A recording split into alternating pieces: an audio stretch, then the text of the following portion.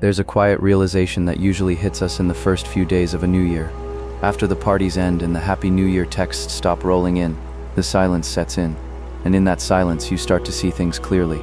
You start to see who was there for the celebration and who is actually there for you. Here is your reminder for 2026. Notice who makes the extra effort, because those are your people. We've all been there. You're the one who always sends the first text.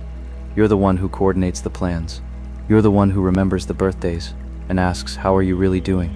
It's exhausting to carry the weight of a friendship alone. It feels like you're shouting into a canyon and waiting for an echo that never comes. You tell yourself they're just busy, or they're not phone people. But the truth is, we make time for what we value. Extra effort doesn't have to be a grand gesture. It's not about expensive gifts or big speeches. It's the friend who noticed you were a little too quiet in the group chat and sent a private message just to check in. It's the person who remembers that one thing you mentioned months ago. It's the person who shows up when you have nothing to offer them but your company. These people aren't looking for a thank you. They do it because your presence in their life matters to them. They are the ones who make the world feel a little less heavy. As we step into 2026, I want you to stop auditioning for people who don't see your value. Stop overextending yourself for those who only reach out when they need a favor. It's not about being bitter or cutting people off in a dramatic way. It's about reallocating your energy.